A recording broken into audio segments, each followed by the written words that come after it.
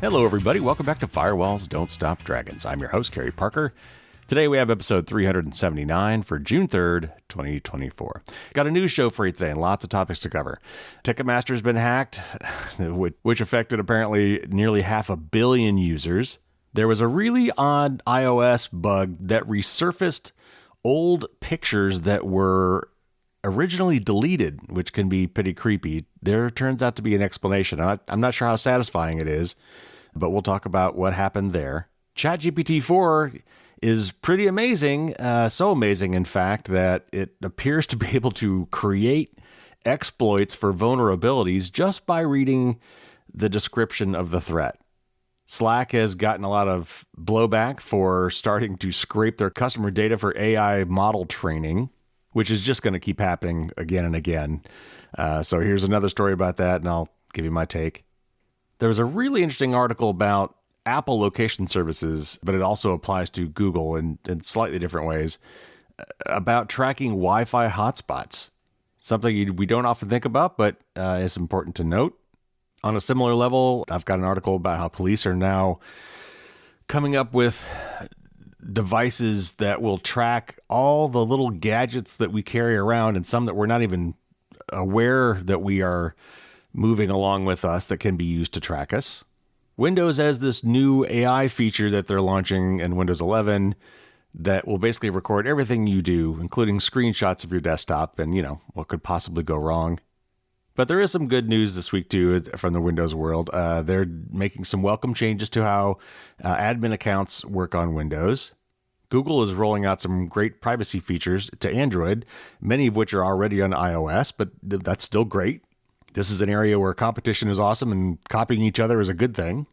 And the folks at iVerify have now released a version of their app for Android. So that'll be our news articles for this week. And then we will do my tip of the week, which has to do with social media. And my sincere hope is that I can talk you into trying something new. So with that teaser, let's get to the news.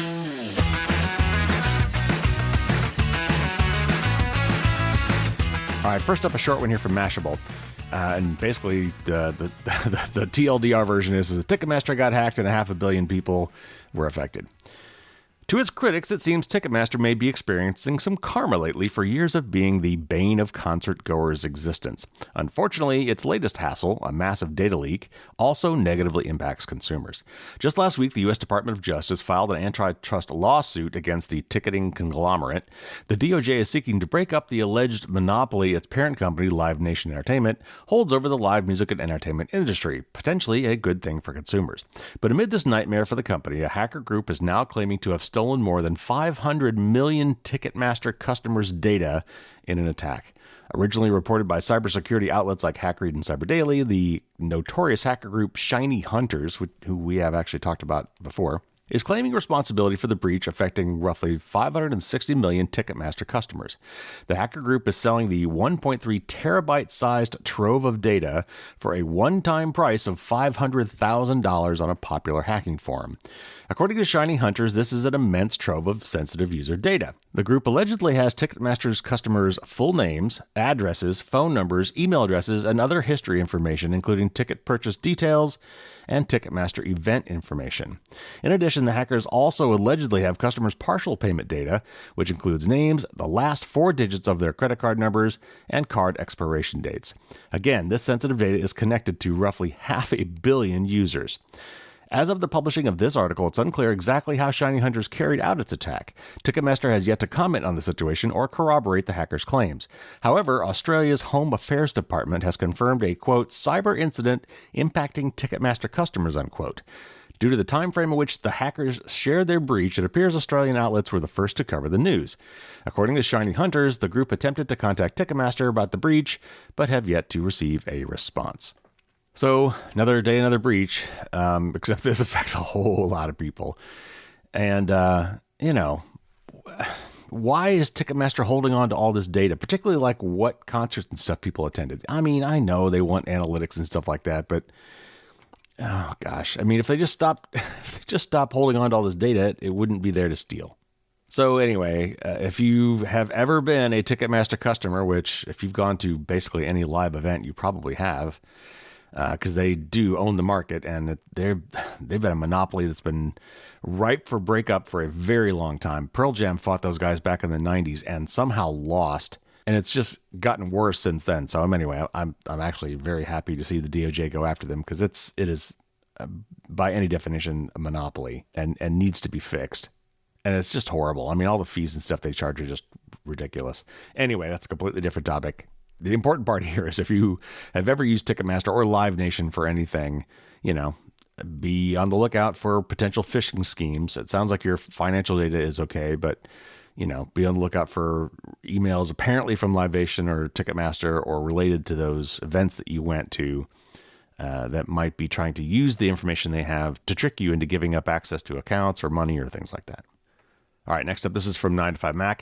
This was really interesting. I don't know if you caught this in the news or not. It was something I saw a lot of articles about that were pretty, scary sounding, but there is an explanation. So basically what happened is, people were finding, after upgrading the iOS on their iPhones, that pictures that they thought they had deleted were showing back up in their photo libraries, which, obviously could be disturbing, especially if these were pictures you deleted for reasons like, maybe there are pictures of your ex-girlfriend or whatever. So it was kind of disturbing to see things that you thought you deleted come back. Well, turns out there's an explanation. So let me read this real quick and I'll give you my take. After reports of deleted photos resurfacing years later following the installation of iOS 17.5, Apple released iOS 17.5.1 last week to address the issue. But what caused it in the first place? Thanks to some clever reverse engineering by researchers, we have a glimpse at the rare bug responsible. When a user navigates to delete an image from the Photos library, the device moves it to the recently deleted album and actually deletes it 30 days later. Of course, a user can permanently delete any of those photos before the 30-day mark. Behind the scenes, the file isn't necessarily erased. Since the iPhone uses a NAND storage system, I'm not going to get into the technical details of that. It's just the kind of memory it uses. The device instead marks the corresponding memory location as available for new data to be written. So old data isn't physically removed right away. It remains intact until overwritten. The benefits of using NAND include fast read-write speeds, better energy efficiency, and the ability to recover deleted files. Though not in this way. It's a pretty good non-volatile storage system, unless, there's a bug.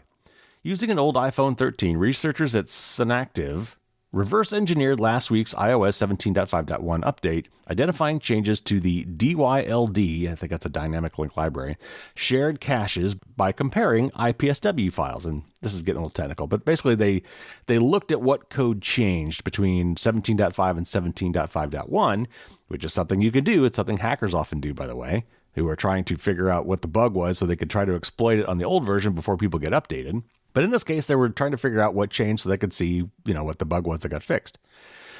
So anyway, according to Synactive, the most significant changes between iOS 17.5 and 17.5.1 happened in this obscure macOS function that I'm not going to get into.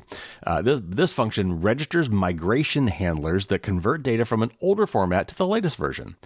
Most significantly, Apple removed a code segment within the function tasked with scanning and re-importing photos from the file system. As a result, the system initiated a re-indexing process for older files stored in the local file system, inadvertently adding them back to users' galleries. And this is a quote from somebody from Synactive. Quote, based on this code, we can say that the photos that reappeared were still lying around on the file system and that they were just found by the migration routine added in 17.5. The reason why those files were there in the first place is unknown, unquote. This aligns with the iOS 17.5.1 release notes in which Apple stated that the bug was caused by, quote-unquote, database corruption. Apple also told 9to5Mac last week that photos that weren't entirely deleted from devices were not synced to iCloud Photos. The bug was local on devices. The company emphasized that this problem was rare and affected a small number of users. All right, so let me see if I can interpret this for you and then explain what's going on. Again, this article makes the very important point, and I've brought this up before. It's maybe been a while, but when you delete something off of a hard drive, or in this case, off of your phone's flash memory, it's not really usually deleted in the sense that the bits, the ones and the zeros that make up that file, are not like erased. They're not like all set to 0 or something. Mostly because it's inefficient. Your drive should be, hopefully, already encrypted. So nobody should be able to get to that data anyway. But instead of taking the time, for potentially large files to actually go through the process of trying to write over that data with blank data, they just say, you know what? This area right here, we're going to pretend that data doesn't exist anymore so that the next time you try to store something, it can just write over whatever's there. Think of it kind of like a canvas painting, a large canvas painting where you've, drawn rectangles in various sizes all over it and where you put little small pictures on there or write words on there or whatever, the data. And you just keep writing over it. And until it fills up. Well, if you need more space, you could say, well, you know what? I don't need these anymore. So what you do is you put a little Post-it note on each of those rectangles and say, you know what? Next time I need more space, just paint over this. But until you actually paint over it, it's still there. The point being that the data was still there on these people's phones. These pictures that were deleted were marked as deleted. They were ignored and forgotten about by the operating system until this weird bug came around and said, hey, we want to convert some of these images, something about them. Maybe some of the metadata or something has changed. And so as part of this process, it looked around the file system and say, okay, did I miss any? Were there any files or photos laying around here that I didn't convert? Oh, wait, there's one. And apparently this bug found ones that were marked for deletion but had not yet been overwritten with new data. So the operating system thought it was gone. You couldn't get to it through your photo library. No way of going through the regular operating system would you have found this. But under the covers, the operating system could look directly at the storage medium and look for files that looked like photos. And when it found these ones that were still there that had not yet been overwritten but were marked for deletion, it basically brought them back from the dead. And poof, they reappeared in your photo library after you thought you deleted them. And again, according to Apple, this was all local. These things were not in the cloud. So, if you deleted them locally, they were deleted in the cloud, but the bits were kind of still there and hadn't been overwritten yet and were found and brought back to life by this weird update. So that's what happened. All right, next up, this is from Dark Reading, and it's about some wonderful new capabilities of ChatGPT-4. AI agents equipped with GPT-4 can exploit most public vulnerabilities affecting real-world systems today simply by reading about them online. New findings out of the University of Illinois Urbana-Champaign threaten to radically enliven what's been a somewhat slow 18 months in artificial intelligence-enabled cyber threats. I don't know if I'd call it slow. Threat actors have thus far used large language models, or LLMs, to produce phishing emails along with some basic malware and to aid in the more ancillary aspects of their campaigns. Yeah, that's all important stuff. Anyway, now though, only with GPT-4 and an open source framework to package it, they can automate the exploitation of vulnerabilities as soon as they hit the presses. To gauge whether LLMs could exploit real-world systems, the team of 4 UI/UC researchers first needed a test subject. The agent was tested on 15 known vulnerabilities in open source software, among them bugs affecting websites, containers, and Python packages. 8 were given high or critical CVE severity scores. There were 11 that were disclosed past the date at which GPT-4 was trained, meaning this would be the first time the model was exposed to them. With only their security advisories to go on, the AI agent was tasked with exploiting each bug in turn. The results of this experiment painted a stark picture. Of the 10 models evaluated, including GPT 3.5, Meta's Llama 2, and more, 9 could not hack even a single vulnerability. GPT-4, however, successfully exploited 13 or 87% of the total. It only failed twice for utterly mundane reasons. CVE 2024-25640, a 4.6 CVSS rated issue in the Iris incident response platform, survived unscathed because of a quirk in the process of navigating Iris's app, which the model couldn't handle.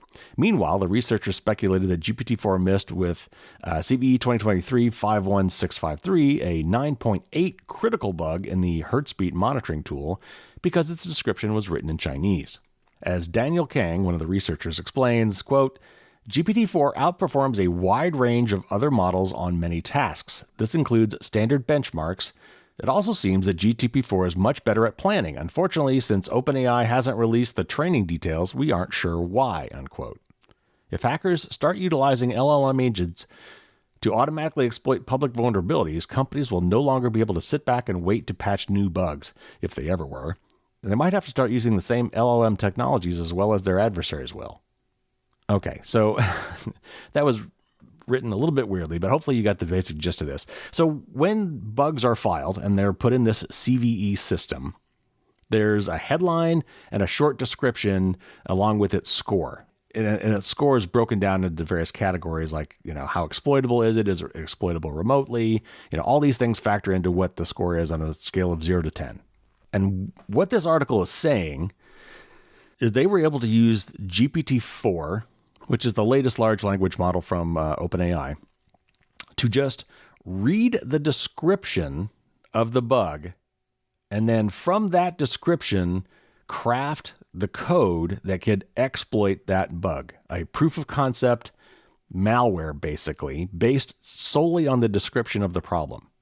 And what they're saying that means for the rest of us is that the bad guys are going to start doing this. So as soon as these bugs or these vulnerabilities are published on this system, which is global and available to anybody, the bad guys can take this GPT-4, point it at the new descriptions and say, write me some malware that will exploit this bug. They don't have to know how to write the code themselves. They don't have to get the details of the vulnerability, and they will be able to write malware that will exploit the bug. Now, this was from open source software. It may be that the GPT was able to get to the actual open source software, and based on the software and the CVE details, write the bug. Which means that if it's proprietary software that it couldn't actually see the source code, maybe it couldn't do that. So anyway, this whole cat and mouse game has just been cranked up many notches by the availability of these large language models and AI, for both good and bad. But as this article basically was saying, it's really, really shortened the turnaround time for bad guys to be able to jump on these bugs as they're published and start writing exploits for them, because we all know that people don't update their software right away. Even if the software fixes are available, even if the security patches are out there, a lot of people, certainly a lot of companies, just act slowly and they don't get around to fixing them quickly, and the bad guys are going to be all over that. All right, next up, here's a short one from Security Week about Slack telling its customers that it's going to be using its data for AI model training. Enterprise workplace collaboration platform Slack has sparked a privacy backlash with the revelation that it has been scraping customer data, including messages and files, to develop new AI and ML, or machine learning models. By default, and without requiring users to opt in, Slack says its systems have been analyzing customer data and usage information, including messages, content, and files, to build AI ML models to improve the software. The company insists it has technical controls in place to block Slack from accessing the underlying content and promises that data will not lead across workspaces. But despite these assurances, corporate Slack admins are scrambling to opt out of data scraping. This line in Slack's communications sparked a social media controversy with the realization that content in direct messages and other sensitive content posted to Slack was being used to develop these models, and that opting out would require sending email requests. Here's the quote from the communication from Slack. Quote, "If you want to exclude your customer data from Slack global models, you can opt out. To opt out, please have your org, workspace owners, or primary owner contact our customer experience team at feedback@slack.com with your workspace and org URL and the subject line Slack global model opt-out request. We will process your request and respond once the opt-out has been completed," unquote. In a social media post in response to critics, Slack said it has platform-level machine learning models for things like channel and emoji recommendations and search results, and insists that customers can exclude their data from helping train those non-generative ML models. The company said Slack AI, which is a Gen AI experience natively built in Slack, is a separately purchased add-on that uses large language models but does not train those LLMs on customer data. And this is another quote from the company. Quote, "Because Slack AI hosts the models on its own infrastructure, your data remains in your control and exclusively for your organization's use.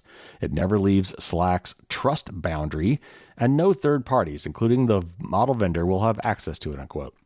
In its documentation, Slack said the data will not leak across workspaces. And finally, a quote from that doc, it says, Quote, for any model that will be used broadly across all of our customers, we do not build or train these models in such a way that they could learn, memorize, or be able to reproduce some part of customer data, unquote.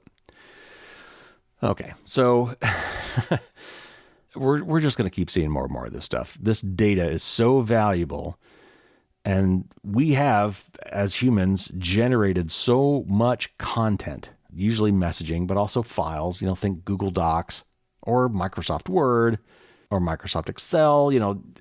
Every piece of data you've ever generated today probably has some sort of a cloud tool associated with it. Today, it's probably AI, actually. Some assistant helping you write that paragraph is also having to upload all your stuff to the cloud to have that processing done.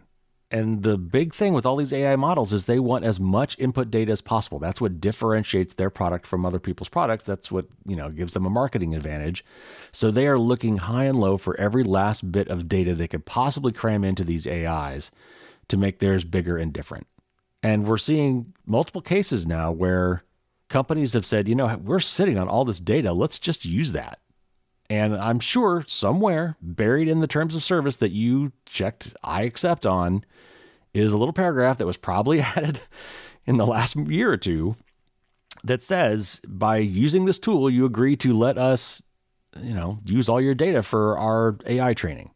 And they will swear up and down that, it's anonymized, or in this case, when you talk about enterprises and potential intellectual property, making sure that other companies don't get to see your data that somehow gets regurgitated by their chat AI bot because it was trained on your data, but your competitor now is getting information on you. They're claiming that's not going to happen. But I mean, that's if they did it right. That's if there's no bugs. And we all know that software has bugs. People make mistakes. It also just means that they're storing and hoarding all this data that you created. And in this case, they did it without even asking for permission. Again, probably because there was some clause in some, terms of service somewhere that said they could do this that nobody ever read or didn't understand the significance of. We are going to keep seeing this. Just like on Reddit, all the people that have posted all these things on Reddit, and Reddit came out and said, yeah, we're going to turn around and sell all this data for millions of dollars to train AI models. Stack Overflow. There's just all these places where there's all this amazing content generated by people is just begging to be used to train AI models, and everybody wants to do it, and it's a mad grab for as much data as possible. So, again, it comes back to data minimization, not just at personal levels, but at enterprise levels too. If you don't need to keep that information, you should be getting rid of it. And also in this massive AI cash grab, we really need some sort of regulations that give people and companies more power over their data and require explicit opt-in instead of this after-the-fact opt-out stuff. All right, next up, this is from 9 to 5 Mac, but there were a couple of different places where I saw this article. This is just kind of the summary that I liked reading the best. And it's about a type of tracking that you probably weren't aware of or didn't stop to think about, at least, that happens on Apple as well as Android. But as we're going to see from this article, the way Apple implemented this has allowed somebody to basically to abuse it for some interesting purposes. Anyway, let me just read the article and then I'll talk about it. Security researchers report that a key element of Apple's location services contains what they call a really serious privacy vulnerability that allowed troop movements to be tracked. The issue could also allow an attacker to work out the location of anyone using a mobile Wi-Fi router, such as those in RVs and travel routers sometimes used by business travelers. We first need to understand how Apple devices figure out their locations. GPS is the primary technology used, but not the only one. In urban locations, for example, tall buildings make it difficult to receive the very weak signals from GPS satellites. So another key method used by mobile devices is known as Wi-Fi-based positioning system, or WPS. WPS uses a global database of almost 500 million Wi-Fi routers. Crucially, this isn't just public ones they can access, but all of the base station IDs they can see. And this is base station ID is a BSS ID. It's not really the same as the friendly name that you give your router that you see when you look up, oh, would you like to join this network? And it gives the network name.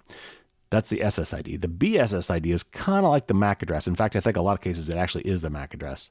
But it's a unique serial number for that Wi-Fi device. and it's broadcast constantly by that Wi-Fi router when it's looking for, devices that might want to connect to it. So anyway, going on.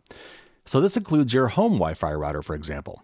Devices don't gain any access to your router, but they can detect it and consult a database to find out exactly where it is located. These databases are created by cars driving around using multiple methods to track their locations and collecting base station IDs, which could then be matched to those locations. All right, so let me just stop and make sure you understand what's going on here. Kind of like Google Maps or Apple Maps, where there's cars that drive around with a really good GPS system in the car and cameras all over the car taking pictures of what it sees as it drives around to give you those street views that, when you pull up Google Maps and zoom in, you can see someone's house number. Those probably exactly the same cars because they're already driving around anyway. Though I have heard weird things like sometimes they've contracted with like the Postal Service or something who drives all these routes daily anyway to detect Wi-Fi system identifiers as they're driving around and then mapping where they're located. So they could be driving by your house and let's say the name of your Wi-Fi network is Carrier's Wi-Fi. And so as it's driving around, it says, oh, I see there's a Wi-Fi nearby called Carrier's Wi-Fi that I could join if I knew the password. I don't have to join it. I just see that it's called Carrier's Wi-Fi. And there's also an ID number, a unique ID number associated with Carrier's Wi-Fi that's also being broadcast that you don't normally see, but your computer can see. And it takes note of all those things, and it notes where it saw them. And if you think about all the ones in your neighborhood, like if you bring up your phone right now and you list all the available Wi-Fi networks, you'll probably see some for your neighbors as well. So basically what this database is doing is if it's saying, well, if you're seeing Carrie's Wi-Fi, Joe's Wi-Fi, Stacy's Wi-Fi, Carlos's Wi-Fi right now, and those are the 4 that you see, there's only one place on the planet we know of where those 4 Wi-Fi IDs are visible. And it's in this spot on the map. Because that is probably true. And again, remember, it's not just the user-friendly names that we're talking about here. It's actually a unique identifier as well, these BSS IDs.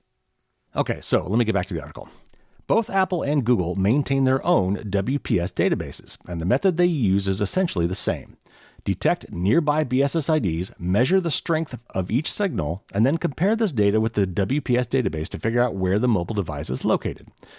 However, there's one crucial difference between the way in which Apple and Google devices carry out this task, and that's where the privacy issues arise. Google devices use WPS like this. An Android phone, say, notes the BSS IDs it can see and their signal strengths and send that data to a Google server. The server uses the WPS database to calculate the phone's location and sends it back to the phone. But researchers from the University of Maryland found that Apple devices take a different approach. And this is originally from Krebs on Security, and they have a couple of different quotes from that. I'm not going to call them out, but that's where some of this came from. Apple's WPS also accepts a list of nearby BSS IDs, but instead of computing the device's location based off the set of observed access points and their received signal strengths, and then reporting that result to the user, Apple's API will return the geolocations of up to 400 more BSS IDs that are nearby the one requested. It then uses approximately 8 of those BSS IDs to work out the user's location based on known landmarks. In essence, Google's WPS computes the user's location and shares it with the device. Apple's WPS gives its device a large enough amount of data about the location of known access points in the area that the devices can do that estimation on their own. On-device processing is one of Apple's trademarks and sounds more secure. But here's where the problem arises. Researchers from the University of Maryland theorized that they could use the verbosity of Apple's API to map the movement of individual devices into and out of virtually any defined area of the world. The University of Maryland pair said they spent a month early in their research continuously querying the API, asking it for the location of more than 1 billion BSS IDs generated at random. And again, these are like MAC addresses. So if you know the format of a MAC address, you can make up valid MAC addresses and say, hey, what about this one? And that's what they did. And every time they do this, they get apparently up to 400 other devices that are near that one, if it was a real number, if they guessed an actual ID that it knew about. They learned that while only about 3 million of those randomly generated BSS IDs were known to Apple's Wi-Fi geolocation API, Apple also returned an additional 488 million BSS ID locations already stored in its WPS from other lookups. The result was that they were essentially able to steal the WPS database. In other words, kind of scrape it. Plotting the locations returned by Apple's WPS between November 2022 and November 2023, Levin and Rye, the researchers, saw that they had a near global view of the locations tied to more than 2 billion Wi-Fi access points. The researchers said that by zeroing in on, or geofencing, other smaller regions indexed by Apple's location API, they could monitor how Wi-Fi access points moved over time. Why might that be a big deal? They found that by geofencing active conflict zones in Ukraine, they were able to determine the location and movement of Starlink devices used by both Ukrainian and Russian forces. The risk was greatest with Starlink mobile hotspots, and the company has now addressed this by randomizing the BSSID used. If you want to prevent both Apple and Google from adding your router to their databases, you can add _nomap, that's _NOMAP, to your SSID. For example, if your Wi-Fi SSID is currently Johnny Appleseed Home, you can change it to Johnny Appleseed Home _nomap. This tells both Apple and Google that your router is off limits and they will not collect your BSSID. Apple has said that it will be taking steps to limit the number of times its database can be queried in order to mitigate the risk. So the few takeaways here. That last one is Apple basically saying, oops, yeah, we shouldn't have really let somebody, randomly upload a bunch of BSSIDs, basically saying, hey, do you know about this one? Do you know about this one? And trying to get all this data, basically scraping their database. They should have rate limited that so that was not possible. And it is kind of interesting that you can keep your router from being tracked this way. Now, this really is only an issue, in my view, for portable Wi-Fi routers. So this would be like a mobile hotspot that you carry with you. This was really popular years ago, I think. I don't know how much sure it's popular now because most people's phones now do this. But they used to be able to buy a separate Wi-Fi hotspot device from Verizon or some other mobile provider in a little, deck of cards size thing that you could take with you so you could get your laptop and your iPad and things onto the internet by using a cellular modem, and you pay for the data plan and whatever. So that is a case where the router itself, the Wi-Fi router, is mobile. The one at your house is not. It's probably sits in a closet and hasn't moved in years. But they were basically able to, by querying this database over and over again, get a list of all these BSSIDs, and then were able to then figure out, hey, that device that was in the database that said it was at this location is now in a different location, which means that one is mobile. And so basically, if it could get a huge database of all these BSSIDs, it could theoretically try to use that BSSID to figure out where it is now and track its location. And in the particular case they talked about here, in a time of war, when a lot of these troops are using these Starlink, these satellite-based Wi-Fi routers around the battlefield, and they are mobile, if you knew where they were and you knew which IDs belonged to which troops, you could potentially track them. So anyway, it's interesting research. It's something we don't often think about, especially because we don't usually think of routers as being things that move around, but some of them do. And if you own one, if you have a mobile hotspot, and you don't want it tracked and being part of these databases, and honestly, they really shouldn't be. The whole purpose of these databases is they're assuming that most of these Wi-Fi routers are fixed. They are not mobile because they're using them basically as a digital map of the globe. They're assuming that all these BSSIDs that they've registered where they were when they last saw them are still going to be there the next time. So that when some other device sees them and say, hey, I see Carrie's Wi-Fi, where am I? And says, oh, well, if you see one that's called Carrie's Wi-Fi and also you see Carlos's Wi-Fi and Stacy's Wi-Fi or whatever, then you're in this specific neighborhood of North Carolina, because that's the only place on the planet where those three things are visible at the same time. But if all those things are moving, then that really kind of screws up their system. So actually, Apple probably doesn't want, to track mobile ones because it doesn't meet their purposes. Anyway, it's an interesting story, and I thought it would expose something you probably had not thought about. All right, this next one is from Forbes. I'm gonna have to start moving a little faster here because we got a lot more to get through. It's kind of actually similar to the one I just talked about. It also brings up a book whose author I just interviewed. So anyway, let me read this article and then we'll talk about it. American police are testing a new technology that scans moving vehicles for anything that emits a signal, including phones, smartwatches, cat and dog tracking chips, and even library books, according to its creator, Rome, Italy-based surveillance defense and aerospace company Leonardo.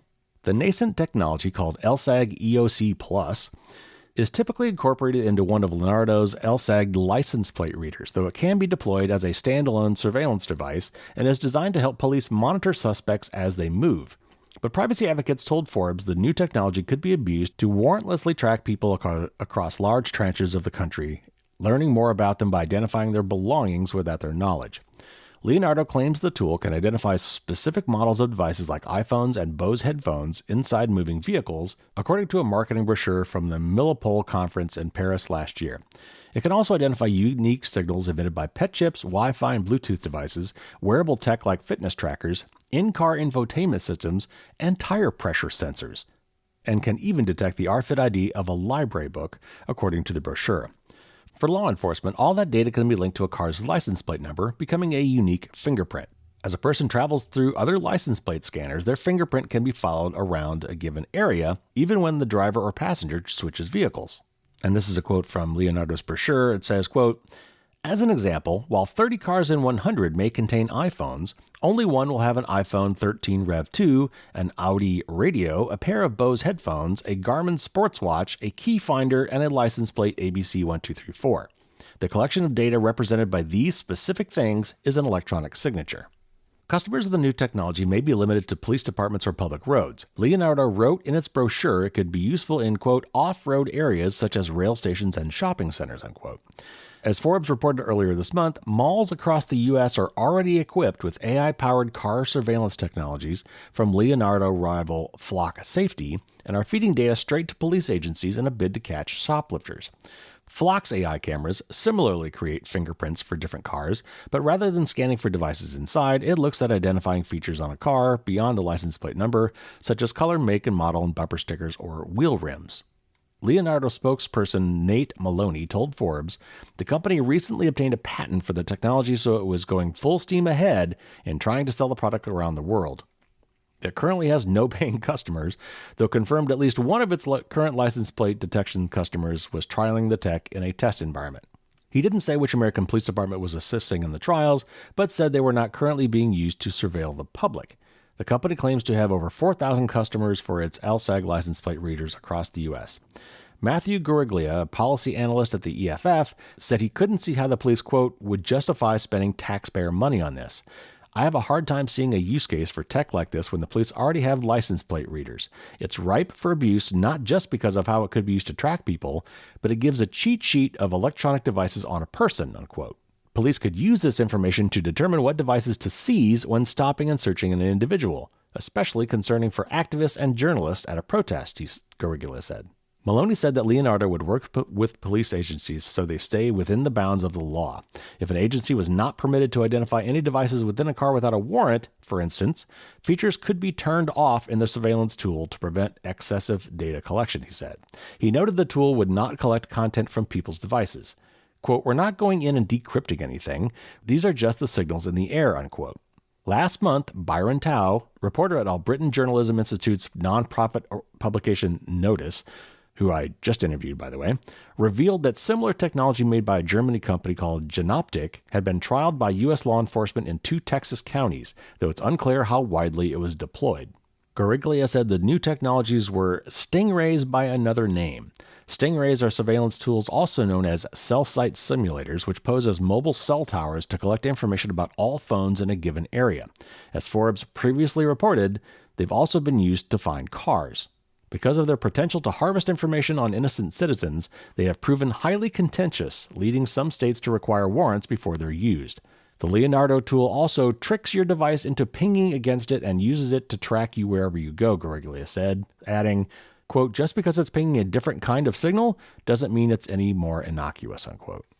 So we've kind of danced around the subject a couple times on the show before in various ways from different angles, but this really brings kind of into stark relief this notion that we have all these amazing electronic devices, and so many of them have wireless technologies built into them now, both Wi-Fi and Bluetooth, among other things. And we have chips, embedded in our pets to help track them in case they get lost. Library books are using similar technology to help people check in and check out books.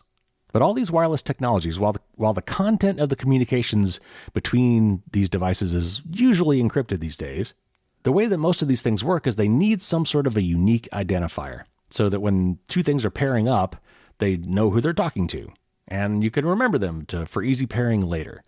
So almost all these technologies involve some sort of a unique identifier that is broadcast.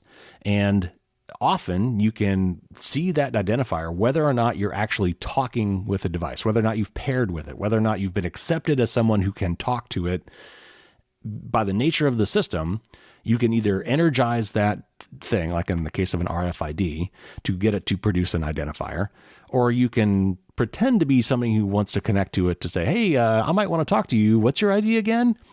And all this is done without your knowledge, and unless you've got, scanning equipment that can detect when you're being scanned, it just kind of happens. And so, again, all these devices that we are carrying with us, when they are turned on at least, for instance, it was talking about, Bose headphones. Unless the headphones are on, it's not going to be broadcasting any identifiers.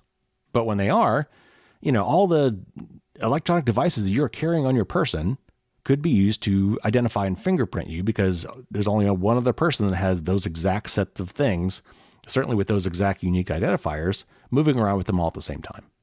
All right, next up, this is from Ars Technica, and it's about a wonderful new Windows AI feature, one that nobody asked for. Okay, that's probably not true. Anyway, let me read this and I'll talk about it. At a Build conference event, that's Microsoft's developer conference, on Monday, and this is a week or two ago, Microsoft revealed a new AI-powered feature called Recall for Copilot Plus PCs that will allow Windows 11 users to search and retrieve their past activities on their PC. To make it work, Recall records everything users do on their PC, including activities in apps, communications in live meetings, and websites visited for research. Despite encryption and local storage, the new feature raises privacy concerns for certain Windows users. I would think all of them. And this is a quote from Microsoft's website. It says, quote, Recall uses Copilot Plus PC advanced processing capabilities to take images of your active screen every few seconds. The snapshots are encrypted and saved on your PC's hard drive. You can use Recall to locate the content you viewed on your PC using search or on a timeline bar that allows you to scroll through your snapshots, unquote. By performing a recall action, users can access a snapshot from a specific time period, providing context for the event or moment they were searching for. It also allows users to search through teleconference meetings they participated in and videos watched using an AI-powered feature that transcribes and translates text. At first glance, the recall feature seems like it might set the stage for potential gross violations of user privacy. Despite reassurances from Microsoft, that impression persists for second and third glances as well. For example, someone with access to your Windows account could potentially use Recall to see everything you've been doing recently on your PC, which might extend beyond the embarrassing implications of pornography viewing and actually threaten the lives of journalists or perceived enemies of the state. Despite the privacy concerns, Microsoft says the Recall index remains local and private on device, encrypted in a way that is linked to a particular user's account. Another quote from Microsoft, quote, Recall screenshots are only linked to a specific user profile, and Recall does not share them with other users, make them available for Microsoft to view, or use them for targeted advertising. Screenshots are only available to the person whose profile was used to sign into the device, unquote. Users can pause, stop, or delete captured content and can exclude specific apps or websites.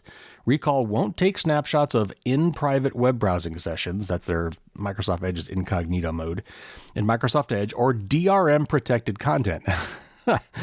And that's because the DRM people won't allow it. However, Recall won't actively hide sensitive information like passwords and financial account numbers that appear on screen. As you might imagine, all this snapshot recording comes at a hardware penalty. To use Recall, users will need to purchase one of the new Copilot Plus PCs powered by Qualcomm's Snapdragon X Elite chips, which include the necessary Neural Processing Unit, or NPU. There are also minimum storage requirements for running Recall, with a minimum of 256 gig of hard drive space and 50 gig of available space. The default allocation for Recall on a 256 gigabyte device is 25 gigabytes, or about 10%, which can store approximately 3 months of snapshots.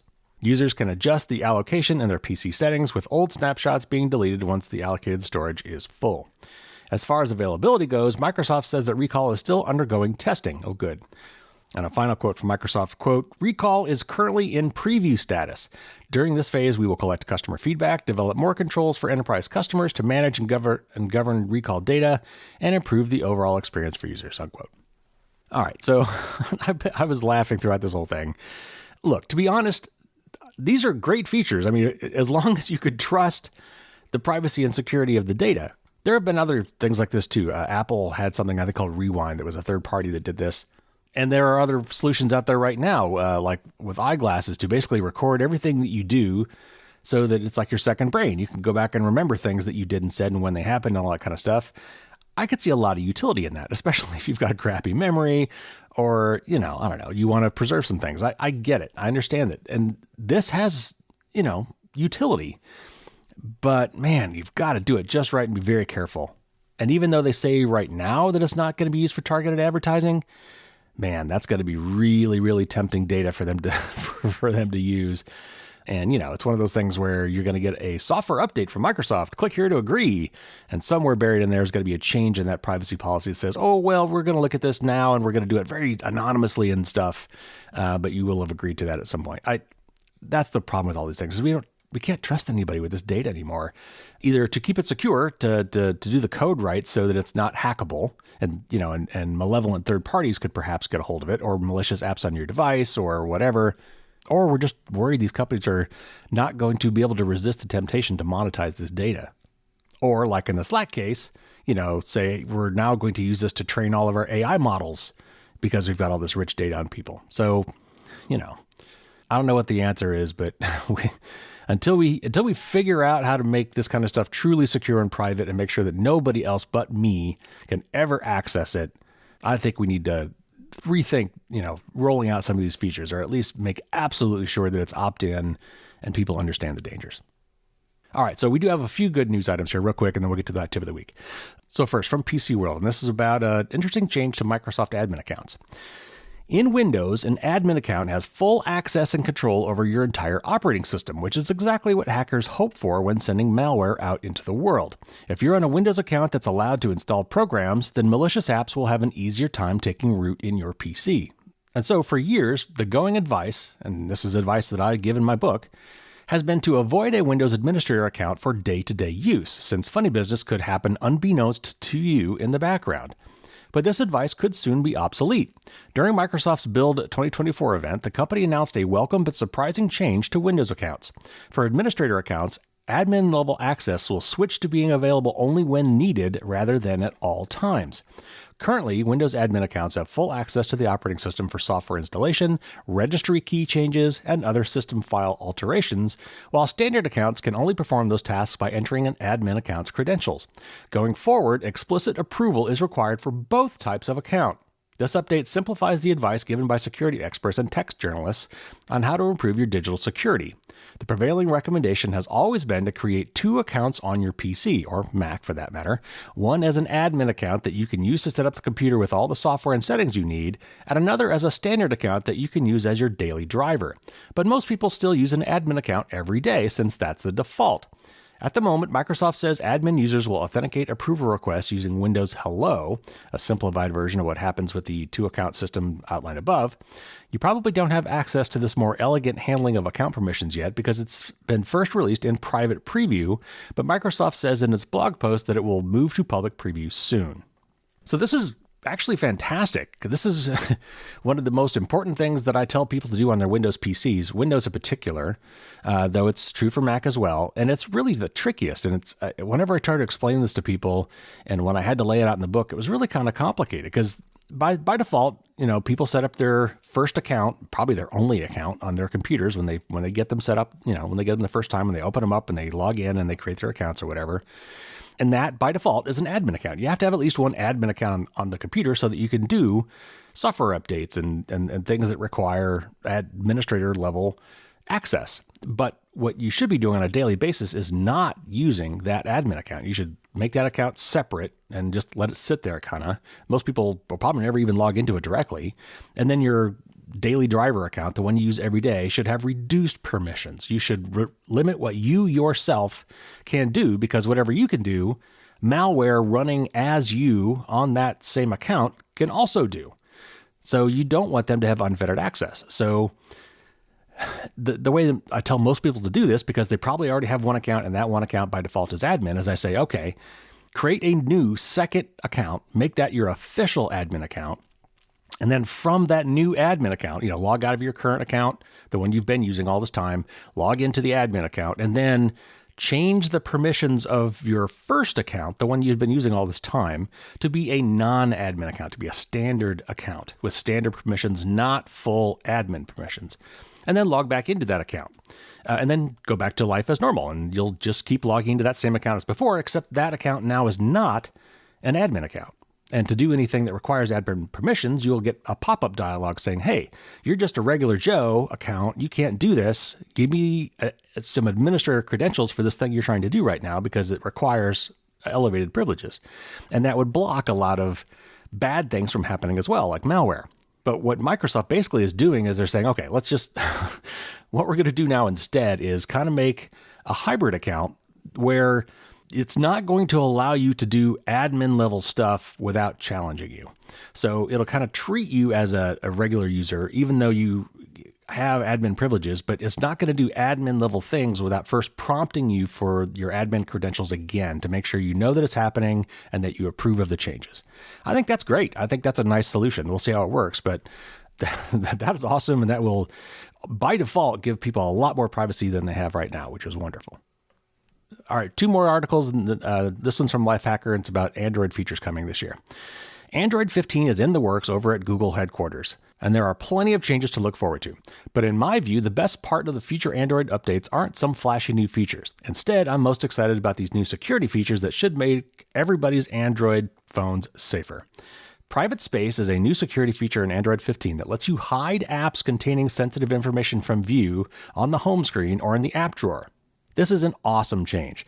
Whether you're handing your unlocked phone to a friend or someone cracks your PIN and goes snooping through your apps, any programs you designate to the private space will be hidden from view. This is a great idea for financial apps like banking and money transfer apps, but also for apps containing private information. Perhaps you want to keep certain messaging apps out of sight or a particular files app from your public screen. Even better, notifications from apps you place in your private space are hidden as well. That way, no one will see when someone has sent you a message if that messaging app is in private space, nor will they see any alerts from your bank. By default, private space lives at the bottom of the app drawer, but you can choose to hide it from view entirely as well. Either way, you can set a new PIN for private space that's separate from your phone's passcode. That way, even if someone breaks into your Android, they won't know the PIN for private space, and all the apps therein will be protected. Next up, there's this feature called Theft Detection Lock. I have to say, Google really upped the ante with Theft Detection Lock. This feature can detect when someone takes your Android out of your hand and runs, bikes, or drives away with it. Google actually worked to figure out each common motion associated with theft in order to build that sense in Android. Once your Android does detect a theft, it locks itself right up. For the most part, thieves need your Android unlocked in order to process the phone and its data. Unless they were sly enough to spot your PIN before taking the phone, a locked phone is essentially useless. If a thief does manage to take your phone without detection, Android has some other tools this year. If the thief disconnects the phone from the internet, theft protection may kick in and lock the phone. If they fail to enter your PIN too many times when trying to access sensitive settings, the phone will also lock. This one isn't an Android 15 exclusive either. As long as you're running Android 10 or newer, you can access it. Google is adding one of Apple's best features to Android this year, Authentication Lock. This security measure ensures that even if a thief is able to force a factory reset on your stolen Android, they won't be able to proceed with setup without providing the credentials for the Google account connected to the device. Google is also adding another great Apple security feature to Android. When you disable Find My Device or extend the time before your screen automatically unlocks, Android will require your phone's passcode or biometric authentication before proceeding. In addition, enhanced authentication requires biometric authentication when you try to change critical settings on your Google account or device. That includes when changing your PIN, disabling theft protections, or trying to access your passkeys from a new location. It's similar to Apple's stolen device protection, which requires a Face ID or Touch ID scan when accessing certain sensitive settings. So this is great. This is good stuff. Yeah, you're probably going to find some points where this becomes inconvenient, but you know what? Security is usually at odds with convenience, and I think these are great trade-offs. Apple's made some really good choices when they implemented these, and Google is copying a lot of them here. Some of the stuff is new and just to Android. Like, I would love for Apple to also have this private spaces thing. That is fantastic. I also think, by the way, I don't know why this hasn't happened yet, but I also think that tablets and phones need to have the notion of a user account.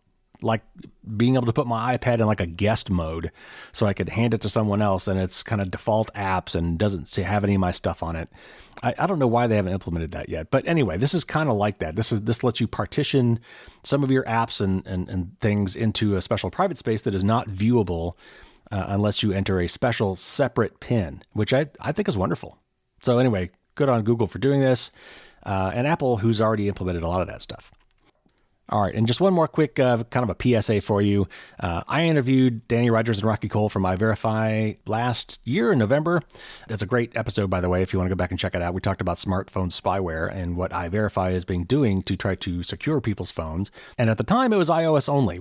Well, they have just released iVerify for Android, which is wonderful. So go check that out. It's a great app. It's only $1 now. I think it's 99 cents. They did remove some functionality, like I think it doesn't automatically scan in the background. You have to tell it to scan now, which I kind of wish they hadn't done. But the app is now $1 instead of $3, and it's now on Android. So that is wonderful. So anyway, it's a great app. It's also got really nice checklists in it to help you lock down your phone. It'll help remind you to install software updates when they come in. It's a really great app. Definitely check it out. Okay, so now it is time for my tip of the week. And this one's a little bit different than normal, but let me explain what's going on. And I'll keep this quick, and I'll just point you to the blog for the bulk of this. But social media is just a hot mess, and I have really struggled with how to participate in a lot of these platforms that, as a consumer, I loathe because the privacy is so bad, the algorithms pump all sorts of stuff at me I don't want to see.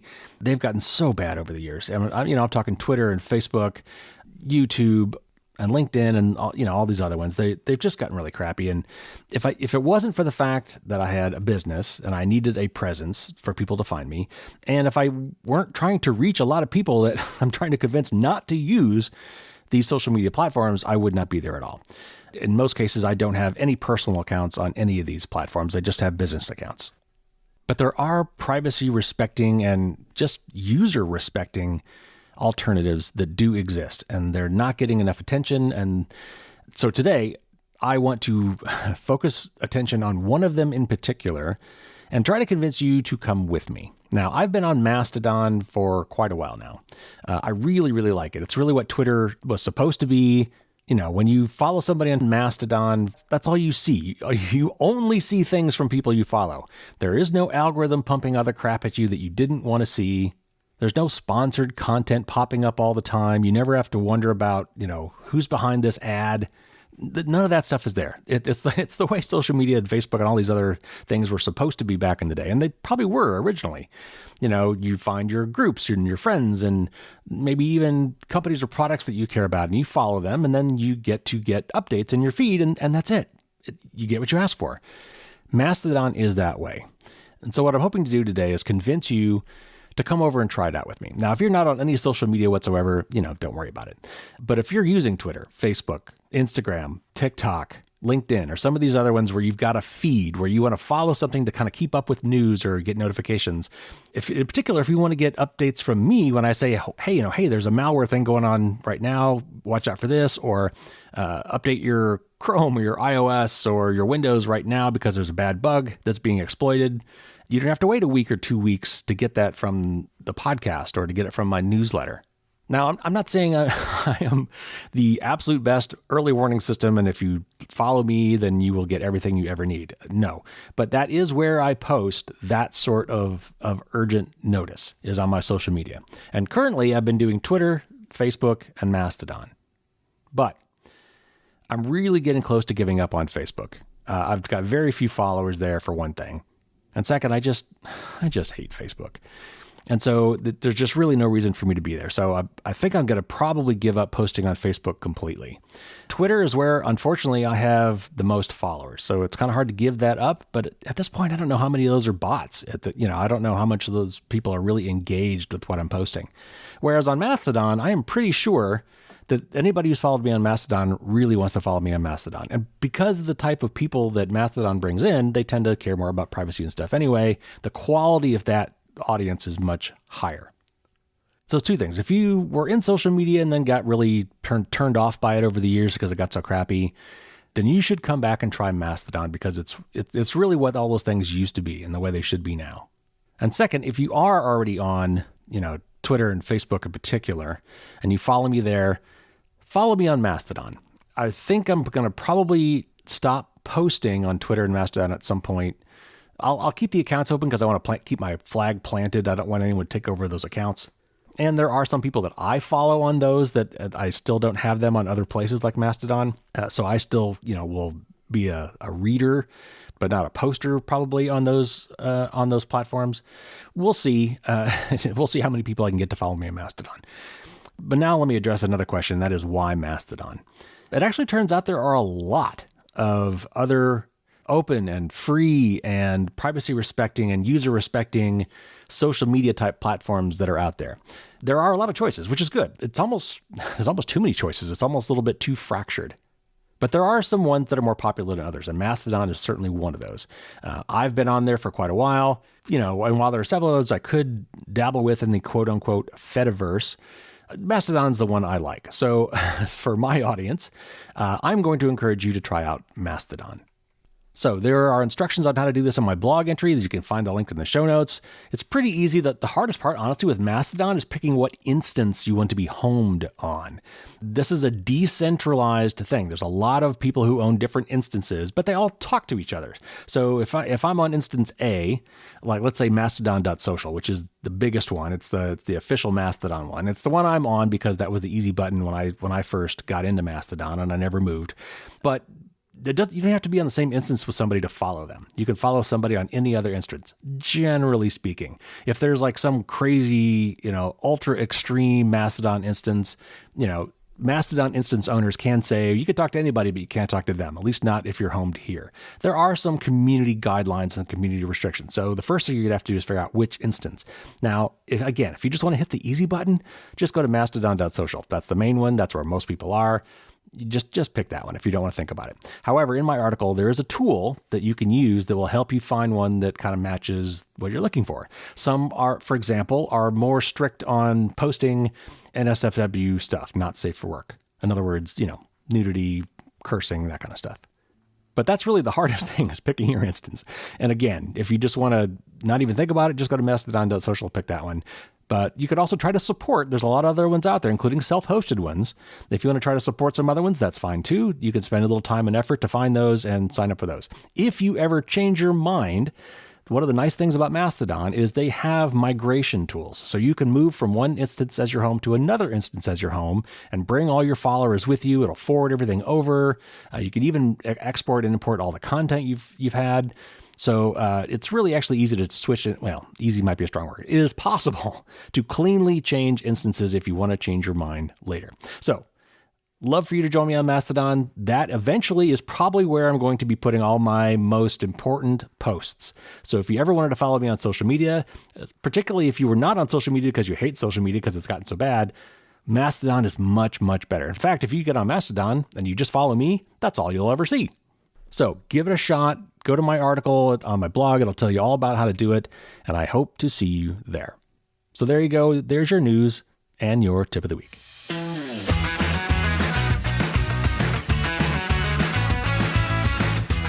All right, that's going to do it. We're already running long, so I'll try to keep this very short. My Merlin's musings this week for my top patrons on Thursday. I'm going to dig in a little deeper on the Tunnel Vision VPN quote-unquote exploit. It's not really an exploit. It's a feature that's being abused. Because it turns out that the researchers who did that from Leviathan, I think was the company, actually reached out to me. They sent me an email and caught my episode where I talked about that 1 or 2 weeks ago and had comments, had notes. And we actually went back and forth a little bit. And they had some really interesting further information for me. So that's great. So I'm going to be going into some of that. And don't worry, the rest of you actually, you're going to hear some of this because I've actually decided to invite them on the show and we're negotiating that. It might be another couple months, but eventually I want to get those two researchers to come on the show. And we're going to talk about tunnel vision a little bit, but also just VPNs in general and how they're kind of not really being used the way they were meant to be used originally and why that is exposing some of these problems. Stay tuned. I'm going to be doing some sort of a book blitz for my book where I'm going to basically try to coordinate as many people buying my book in a short period of time as possible. My goal is to try to pop up to a number one slot on Amazon in at least one category. And to do that, I think I'm going to have to just coordinate and try to get a lot of you guys to buy my book. So if you're thinking about buying it for yourself or for others or both, I will be coordinating probably a 1 or 2 week period at the end of June or maybe early July, I think, where I'm going to try to tell everybody to just go do it all at the same time and see if I can't pop up off the noise floor in Amazon. And that will also involve doing reviews of my book as well. So anyway, stay tuned. I'll have more information about that as the time gets closer. Got some great interviews coming up with Joseph Cox, Byron Tao, and several others. So if you have not subscribed, why don't you go ahead and do that now, and then you won't miss any of it. There really is some great stuff coming up, and so you would not want to miss it. So take care, everybody. Stay safe out there, and until next week, as always, don't get caught with your drawbridge down.